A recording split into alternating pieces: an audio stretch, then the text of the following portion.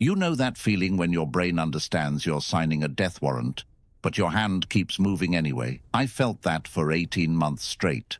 I am Isoroku Yamamoto. No history book shows how I planned the attack on Pearl Harbor, knowing it would destroy my own country. Tokyo celebrated the plan while I counted the cost. I calculated national suicide down to the last decimal, and sleep would not come. August 1939 at Kurin Naval District. The Pacific humidity made steel decks so hot they branded your palms if you touched them wrong. I was 55 years old, Commander-in-Chief of Japan's combined fleet. 2 years fighting Chinese resistance and 2 decorations meant the Emperor trusted me with an order I believed would doom us. Plan an attack I knew would fail in the long run. Chinese forces never kept me awake because we fought as equals, but the folders about American industry made my hands shake every morning I opened them. The American industrial machine haunted every war room discussion for 8 straight months. There was no hesitation like the Europeans showed against Germany, and no supply problems our economists kept promising would cripple them, only relentless output. They built one complete warship while we hammered together half of one. That mathematical reality burned deeper than any combat wound, because bravery means nothing against assembly lines. Our pilots could not bomb the plants in Detroit, and our submarines could not sink the steel mills in Pittsburgh. I sat through meetings about warrior spirit and honor while I kept running production ratios in my head. The numbers crushed me every time because mathematics does not negotiate. January 1941. In a war room thick with cigarette smoke, I gave the order to finalize Pearl Harbor planning, even as my throat closed. Miniature carriers and battleships crawled across the Pacific map as my staff moved pieces like a chess game. Maybe surprise would buy us 18 months before their factories reached full mobilization. Maybe crippling their fleet would force negotiations before the math destroyed us. Every document I signed made my hand tremble, because I understood what victory would really mean. The Imperial General Staff approved everything, despite my warnings about American capacity. They heard tactical brilliance, while I saw strategic suicide. December 7th came, and the attack succeeded. 353 aircraft launched, 8 battleships were crippled, and 2,400 Americans died. It was flawless execution of everything I designed, yet it awakened what I feared most: American rage meeting American production.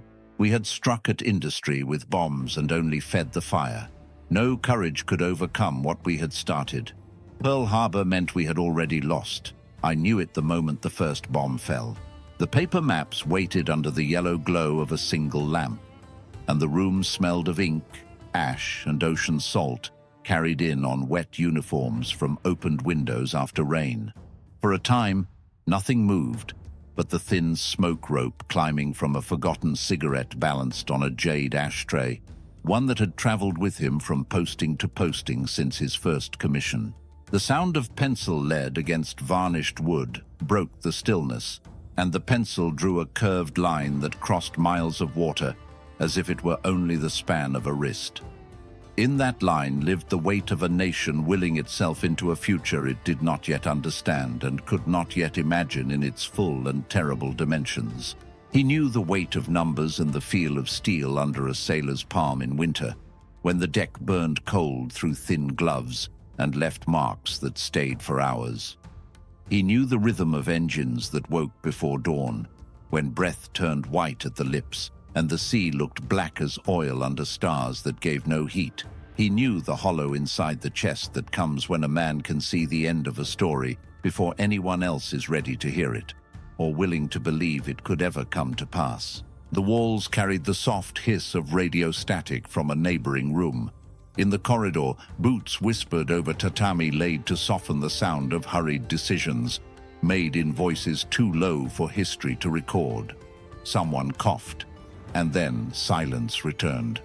He kept drawing because the sea does not care for hesitation, and neither do orders written in an imperial hand that expects obedience without question or delay. There is a private terror that belongs to planners more than to fighters, and it is a terror that has no name in the manuals or the training halls.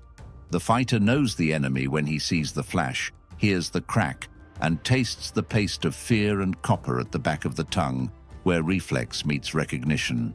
The planner carries the enemy as a shape of factories and schedules and tonnage that will not sleep and cannot be soothed by prayer or by courage or by the finest steel that human hands can forge. He stared at lists that did not bleed or cry, and yet promised rivers of both.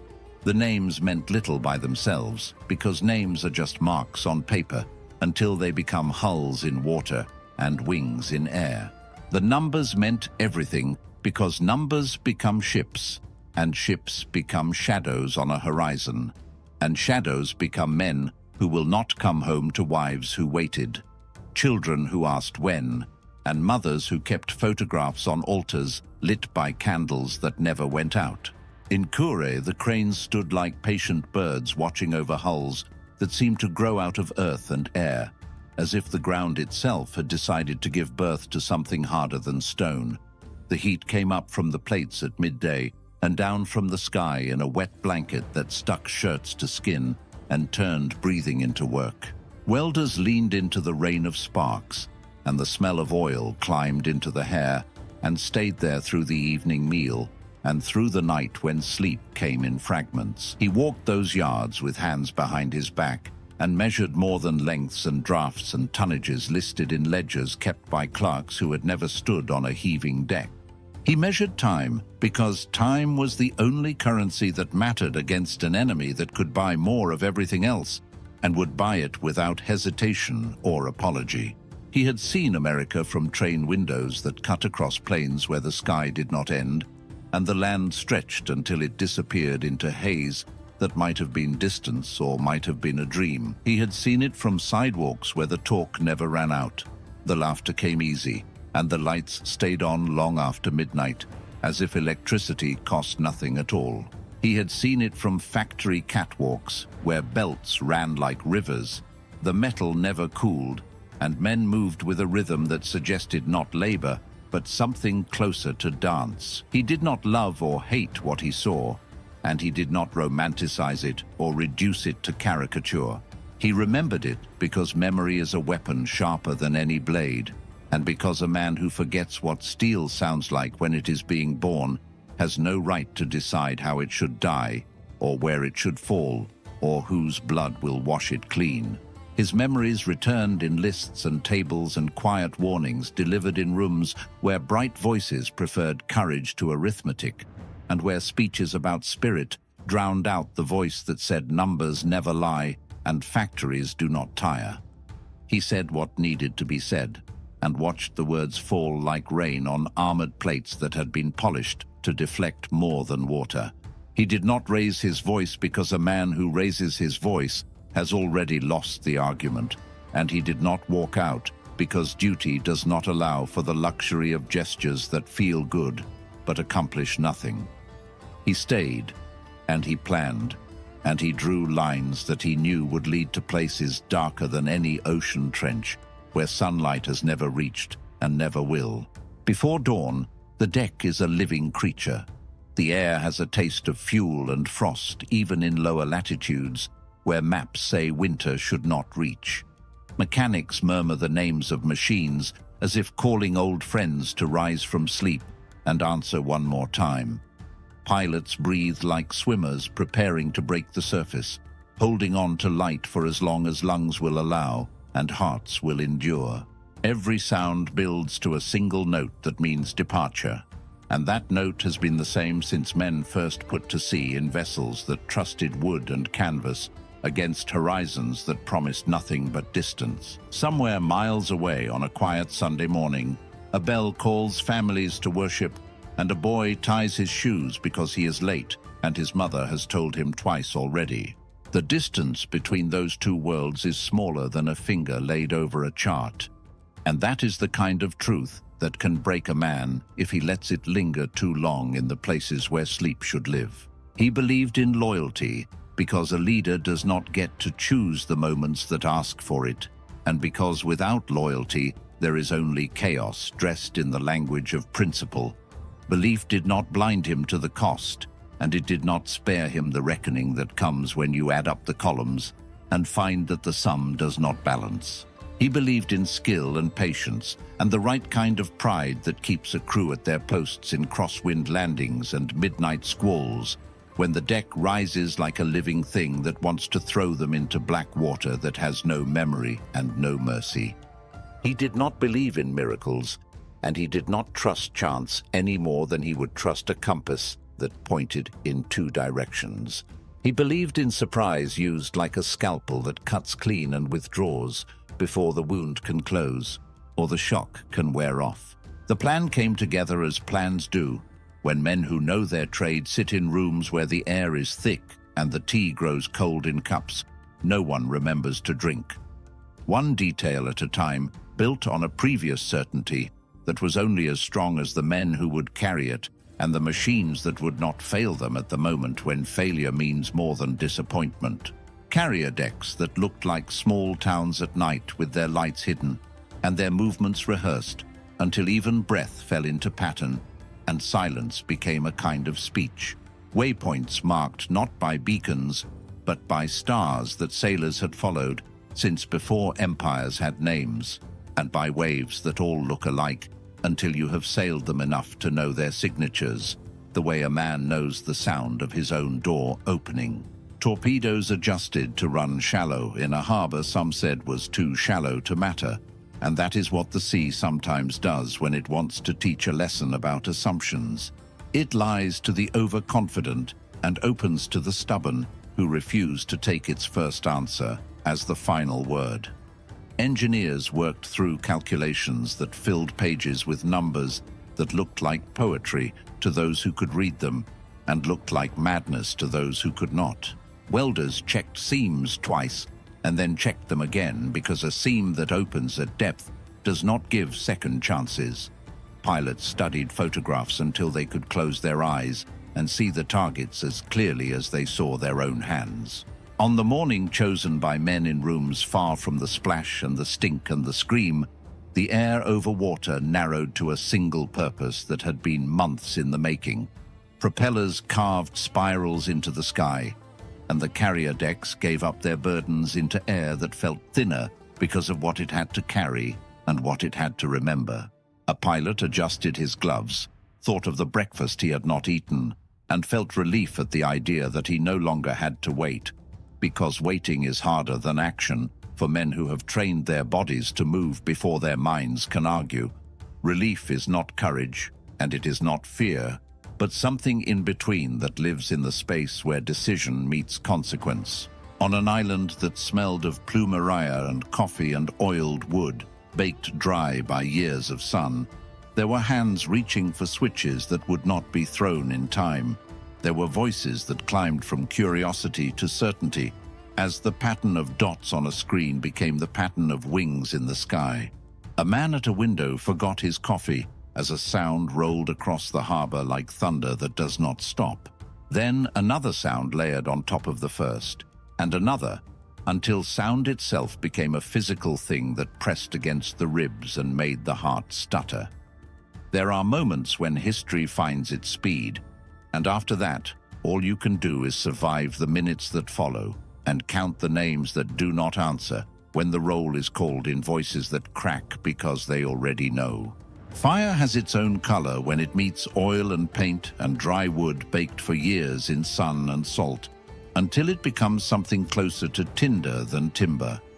It blooms like a living thing with petals made of heat, and then it feeds until water carries its sheen into coves and under piers and around quays where shoes and papers and hats float together, as if the harbor had decided to keep what the city had lost. Metal groans when it is asked to hold heat it was never meant to hold. When rivets pop, the sound is like gunfire in a room where the walls are too close. Men groan when they are asked to leave others in places no one should ever have to leave, and the sound they make is older than any language and will outlast every empire. A whistle cut the air and was swallowed by the roar that had no beginning and seemed to have no end. Prayers moved lips without moving sound, because sometimes breath is currency, and every syllable costs too much when lungs are filling with smoke that tastes like every bad thing the earth can produce. Hands reached for hands and found nothing but water that was no longer clear, but dark with things that had been whole an hour before. The sky above the harbor changed color in ways that cameras would capture, but that no film could truly hold, because some images belong to the men who saw them and to no one else.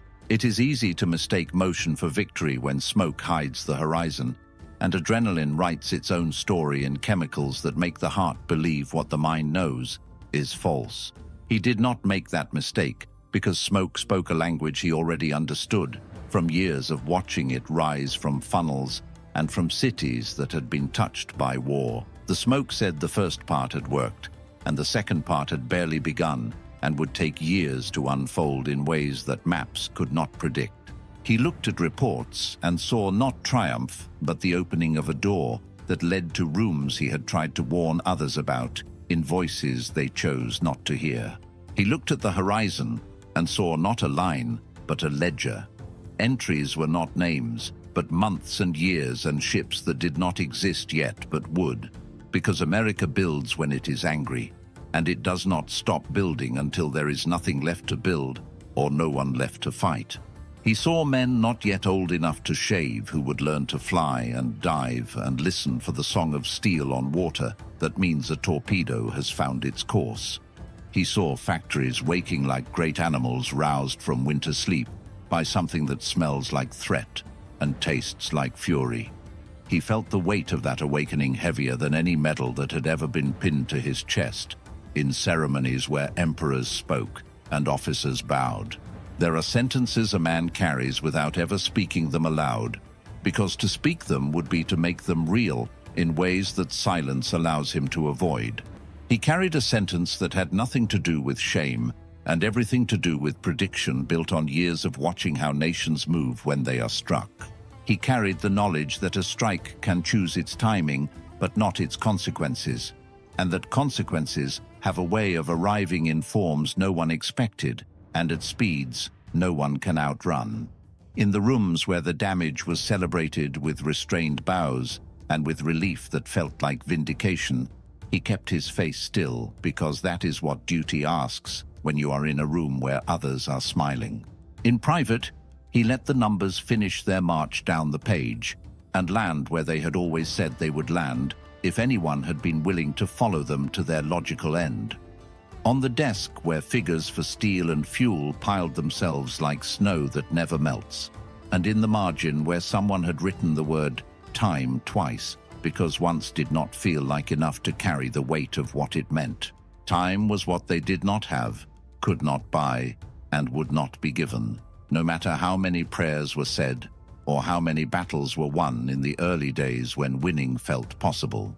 Revenge is a simple word with only 2 syllables, but it is a complicated machine with gears that mesh in ways that take years to understand. It sounds clean when you say it, and feels hot when you first imagine it, but it turns cold when it finally arrives, because no victory returns what has been taken. No flag raised over rubble brings back the voices that have gone silent. Men and women across a continent read headlines and went to work earlier than before and left later than they used to, eating standing up in noisy halls that smelled of starch and soap and grease that never quite washed off. Girls in factories learned the rhythm of rivet guns and wiped sweat with the backs of their wrists and laughed, because laughter does not betray you when the whistle blows and the shift changes, and you realize you have been standing for 10 hours without sitting once. Farmers ran their hands over new tractors that did not feel like the tractors their fathers had used, and said nothing as they watched them cut through soil like ships through water, leaving furrows that looked like wake. The country that had been punched in the face by an enemy it had not been watching woke up and found its hands, discovering that anything with hands can build. And anything that can build can also destroy when the building is done and the time for building has passed into the time for something else that has no gentle name. War writes its story in waves that rise and fall, According to tides, no admiral can command, and it decides its turning points in quiet moments no one notices as they happen, because they are busy surviving the hour in front of them. His country watched the ocean that had seemed like a path begin to behave like a wall that grew higher with every month that passed. Ships winked out on maps that men had trusted like scripture. New pilots climbed into cockpits with fewer hours of training than tradition had once demanded, and still found ways to dive and turn in time to matter. The enemy made mistakes because victory invites them the way a warm room invites sleep, and because the sea loves to reveal them at the worst possible moment, when there is no time to correct and no second chance to get it right. Events arrived that felt to some like bad luck, and to others like the consequence of earlier choices that no one wanted to examine too closely. Examination leads to blame, and blame leads to silence in rooms where speech should live. In those events, the long arithmetic he had feared began to show its sum in daylight that was harsher than any judgment a court could deliver. Carriers that had seemed invincible learned what coral does to steel when speed meets reef, and what fire does to fuel when spark meets vapor in an enclosed space where air has nowhere to run. There is a different kind of sky over tropical water, where storms rise like cities made of cloud and fall apart like rumors that lose their shape as they travel. Wings move through that sky with a sound that changes as altitude changes, and as the shape of the wing speaks to air in a dialect that only pilots and engineers truly understand, because they have spent years listening to what air says when it is asked to hold weight. He did not fly that day when his own life ended in trees that had grown listening to surf farther away than sound can travel, and to birds that had never seen a man before the war came. The men who hunted him had names and faces and families that waited for letters that took weeks to arrive, and said less than they wanted to say, because censors cut the truth into shapes that fit regulations. They had trained to find patterns in clouds and to hold a steady line while their chests burned and their mouths dried to paper, and their vision narrowed to the instrument panel, where numbers told them what their bodies could no longer feel. They made their choices as he had made his, and the sky accepted all of them with the same indifference it gives to gulls and to gods, and to men who fly too high and stay too long. When a leader dies in war, the world shrinks to the last minutes of a cockpit filling with smoke, and the last leaf his hand brushed as the ship of his life fell through a forest that had no name on any map. But a nation does not end in a single clearing any more than it begins in a single ceremony. It ends and begins and changes in docks and kitchens and vacant lots, where boys practice throwing until dusk hides the ball, and their mothers call them in for meals that have grown smaller as rationing has grown stricter. It changes in classrooms where maps shift colors like leaves in autumn, and in churches where candles smoke, and the floorboards remember the sound of grief that has no melody. It changes in warehouses where light finds dust suspended in air that smells like old paper, and in courtrooms where men argue over words that will guide how steel is bent, and how children are taught for a generation that comes after the smoke has cleared. The mind that had drawn the line across the charts had carried a paradox to the very end, and the paradox was this. He had designed a blow hard enough to break a shield for a season and clear a lane for ships to run before the enemy could recover, and yet he knew the road would not stay open. Roads never do when the enemy has more roads than you have ships. He believed duty demanded that he draw the line anyway and accept the weather that followed, because to do nothing seemed worse in the arithmetic he trusted, even when that arithmetic told him things he did not want to hear. In this, he was not unique among leaders across centuries who did the worst thing they knew how to do, because inaction felt like betrayal of something larger than themselves. The tragedy is not that such choices are made, but that they are made by men who also know the sound of their children asleep in rooms where moonlight comes through paper screens. Men who know the smell of rice in the morning when the house is quiet, and the day has not yet made its demands. Men who know the softness of letters written in a careful hand by a wife who asks for nothing, except a return that both of them understand, may never come. The tragedy is that history remembers the choices and forgets the men, or reduces them to villains in stories that need villains to make sense to people who were not there. The war did not end when he did, but it grew larger and dirtier, as wars do when they realize no one is watching the rules anymore. It grew larger until it filled the sky, and then it shrank to a final few nights that changed the color of the sky for a generation, and changed the meaning of fear forever in ways that language still struggles to contain. The men who had followed him now followed others into storms no one had seen before, and the sea carried back to shore things that did not have names yet, because language moves slower than history when history is in a hurry. Cities learned what it means to exist under a light that does not warm, and under a wind that does not move, but leaves shadows on walls that will not wash away. Survivors counted each other and found the counting difficult, because some who were counted wished they had not been, and others who were missing were not really gone so much as moved into the empty space between memory and myth, where all the missing eventually go. Nations rebuilt because nations always do when the alternative is to lie down and let the jungle take back what hands had made. They rebuilt with hands that shook and with plans drawn by men who had seen what happens when plans fail and who swore they would not fail again.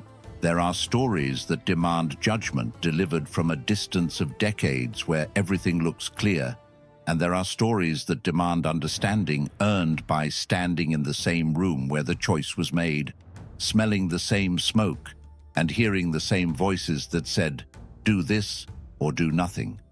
The mind of the Admiral belongs to the second kind, because he did not pretend to innocence and did not claim to be the hero of his own tale or ask for statues in his name. He carried duty like a blade that cuts both outward toward the enemy and inward toward the man who holds it. And he accepted the wounds that come from holding it too long and too firmly when everyone around you is asking why you will not put it down. He spoke quietly about what could and could not be done with the forces at hand and the time available, and he lost the argument against pride and hunger and the slow pull of destiny that nations feel when they believe they are owed a future by the past. He did not walk out and he did not resign, because those gestures belong to men who believe gestures matter more than outcomes, and he was not that kind of man. He stayed and he planned, and he watched the machinery of war move in directions he had predicted, tried to prevent, and failed to stop.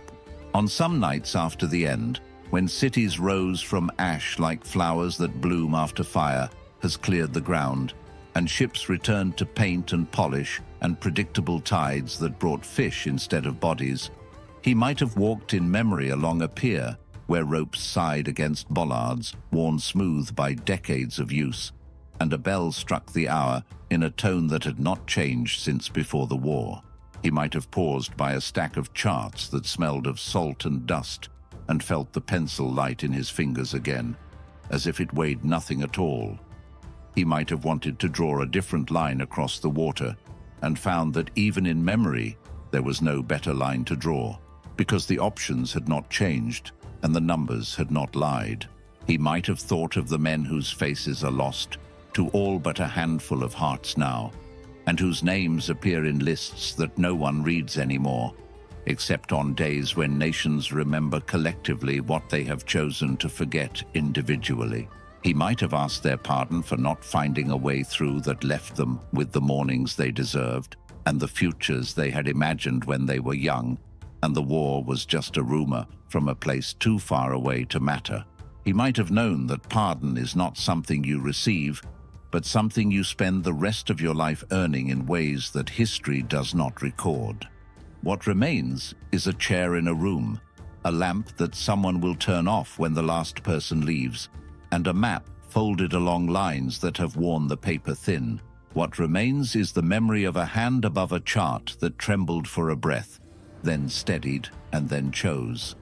The choice, once made, belonged forever to the living and to the dead, and to the waters that carry both into a future that does not ask permission and does not offer explanations. History teaches us that the hardest decisions are rarely made by villains, but by men who carry impossible choices to their graves. Admiral Yamamoto understood the mathematics of defeat before the first bomb even fell, and that silence haunts us still. If you are drawn to stories where strategy meets tragedy and where courage collides with consequence, then join us. Subscribe to uncover the human calculations behind the battles and the minds that shaped the world through fire and steel. History never stops speaking. Make sure you are listening.